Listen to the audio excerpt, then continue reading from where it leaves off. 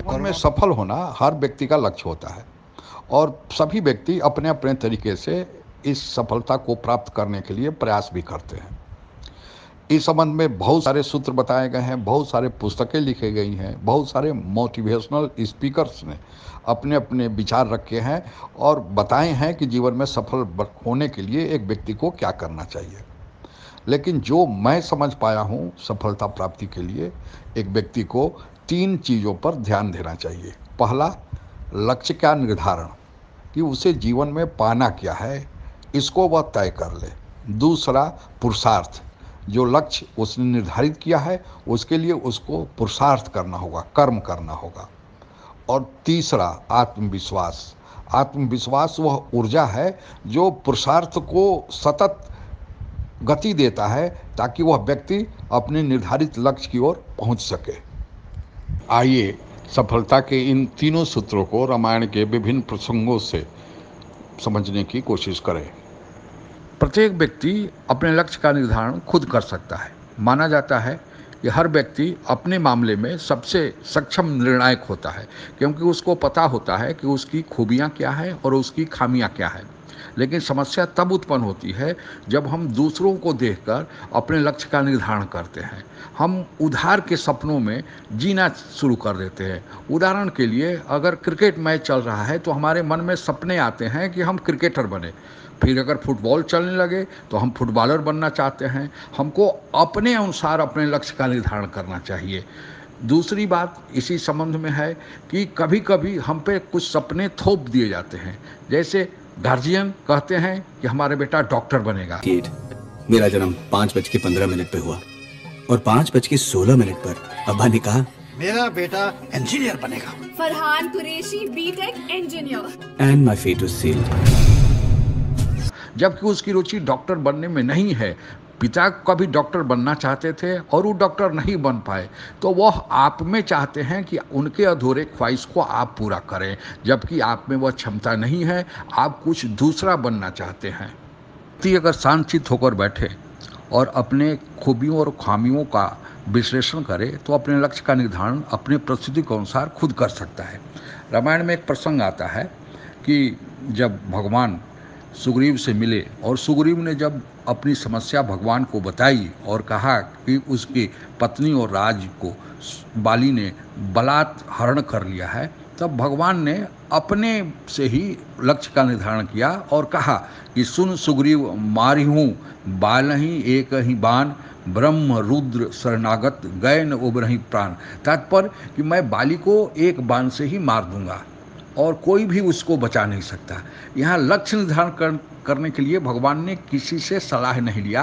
वो अपनी खूबियों को, अपने खामियों को जानते थे। उनको पता था कि उनके पास कितनी शक्ति है और इस शक्ति बाली को मारने के लिए पर्याप्त थी और इसलिए उन्होंने इस लक्ष्य को निर्धारण किया। हालांकि यह तात्कालिक लक्ष्य था, उनका मुख्य लक्ष्य रावण को वध करना था। लेकिन हमारे जीवन में भी ऐसी आती है कि हमारा मुख्य लक्ष्य कुछ और होता है, लेकिन बीच में कुछ छोटे छोटे लक्ष्य आते हैं, तो उसको तात्कालिक लक्ष्य कहा जाता है और उस लक्ष्य की पूर्ति के लिए भी वही साधन, वही प्रयास करने चाहिए जो मूल लक्ष्य के प्राप्ति के लिए किए जाते हैं।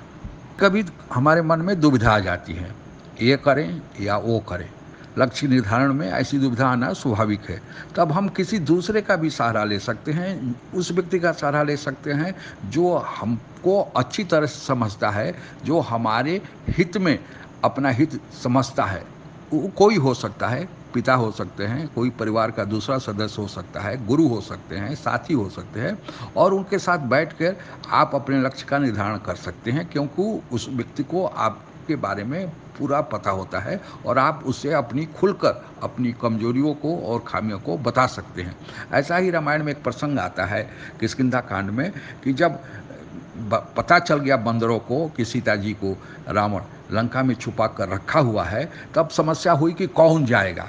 और सारे बंदर जो वहाँ बैठे थे और वीर थे, उन लोगों ने असमर्था प्रकट की या संदेह प्रकट किया कि वो शायद उनसे वो काम नहीं हो पाएगा। तब जामवंत ने हनुमान जी को कहा, क्योंकि जामवंत जी हनुमान जी की खूबियों से और खामियों से, उनके शक्ति के बारे में उनको पता था। और जामवंत जी कहते हैं, कौन सो काज कठिन जग माही, जो नहीं होई तात तुम पाही, राम काज लगी लव अवतारा, सुनत ही भय पर्वताकारा। जब उनसे सलाह मिला हनुमान जी को, जब उनकी बातें सुनी, तब अपने शरीर को हनुमान जी ने बढ़ा लिया। और यहाँ लक्ष्य के निर्धारण में जामवंत जी ने हनुमान जी की मदद की। केवल लक्ष्य के निर्धारण से ही सफलता हाथ नहीं आती। लक्ष्य का निर्धारण मात्र एक सपना है, और उस सपने को साकार करने के लिए हमें जितने पुरुषार्थ की आवश्यकता है, जितने कर्म की आवश्यकता है, उतना कर्म करना होगा। पुरुषार्थ का मतलब केवल शारीरिक श्रम नहीं है। इसके पुरुषार्थ का मतलब शारीरिक श्रम के अलावे उन साधनों का भी जुगाड़ करना है जो लक्ष्य की प्राप्ति के लिए आवश्यक है। उन व्यक्तियों के बारे में भी जानना है जो आपके इस सफलता के प्राप्ति के लिए सहायक हो सकते हैं। इनको सूचीबद्ध करना होगा, इनको संगठित करना होगा, और तब हम पुरुषार्थ के मार्ग पर आगे बढ़ेंगे तो सफलता हाथ आएगी। मेरे कहने का कतई यह तात्पर्य नहीं है कि जिसके पास साधन का अभाव हो वह कोई लक्ष्य निर्धारित ही न करे, पहले ही हार मान ले। मैं केवल यह कहना चाहता हूँ कि जिसके पास जिस साधन का अभाव है उसको वह सूचीबद्ध कर ले और उसके विकल्प को तलाशे कि इसको कैसे, इस अभाव को पूरा किया जा सकता है। अगर उदाहरण के लिए किसी को यूपीएससी की तैयारी करनी है और उसके पास महंगे कोचिंग के लिए धन का अभाव है, तो वह दूसरा रास्ता सोच सकता है, विकल्प तलाश सकता है, जैसे अपने व्यक्तिगत शिक्षण के समय को बढ़ा सकता है या कहीं ऐसे जगह की तलाश कर सकता है जहां पर मुफ्त में उसको कोचिंग मिल सके। निष्कर्ष के तौर पर हम कह सकते हैं कि पुरुषार्थ का मतलब केवल शारीरिक श्रम से नहीं है, बल्कि शारीरिक श्रम के साथ साथ उन सारी तैयारियों से है जो लक्ष्य की प्राप्ति के लिए आवश्यक हैं। लक्ष्य के निर्धारण तथा उसके लिए पर्याप्त तैयारी के अलावे जो तीसरा महत्वपूर्ण सूत्र है सफलता पाने के लिए, वह है आत्मविश्वास। हर एक व्यक्ति को अपने पर पूरा विश्वास होना चाहिए, दृढ़ विश्वास होना चाहिए कि हम इस कार्य को कर सकते हैं। होता क्या है कि हमारे चारों ओर अधिकतर लोग असफल लोग पाए जाते हैं, और हम जब उनसे चर्चा करते हैं तो वो अपनी असफलता की कहानी हमें सुनाते हैं, जिससे हमारे मन में नकारात्मक भाव पैदा होता है और लगता है कि जब वह नहीं कर पाए तो शायद हमसे भी नहीं होगा, और यही दुविधा असफलता का कारण बनती है। अगर कोई चर्चा करनी है, कोई बात करनी है, तो हमें उन लोगों से बात करनी चाहिए, चर्चा करनी चाहिए, सलाह लेनी चाहिए जो जीवन में सफल हों। वो जो बताएंगे तब लगेगा कि जब इन्होंने कर दिया तो हम भी कर सकते हैं। रामचरितमानस के अरण्य कांड में एक प्रसंग आता है कि रावण जब सीता जी का हरण करके ले जा रहा था तो रास्ते में उसकी मुलाकात जटायु नामक गिद्ध से होती है। जटायु नामक गिद्ध ने रावण को मना किया, लेकिन रावण नहीं माना और दोनों में युद्ध हुआ, और रावण जटायु को बुरी तरह घायल कर दिया और सीता जी का हरण करके ले गया।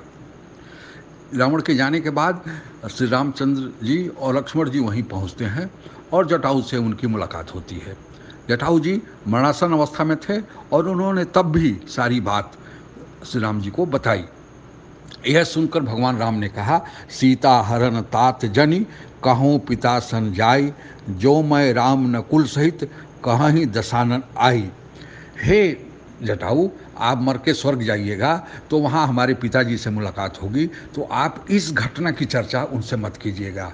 इस घटना को मरने के बाद रावण खुद ही अपने मुंह से जब वहाँ जाएगा तो कहेगा। इसे कहते हैं आत्मविश्वास। इसी प्रकार का आत्मविश्वास, दृढ़ निश्चय अगर व्यक्ति के जीवन में हो तो उसको सफलता अवश्य ही मिलेगी। धन्यवाद। जय हिंद।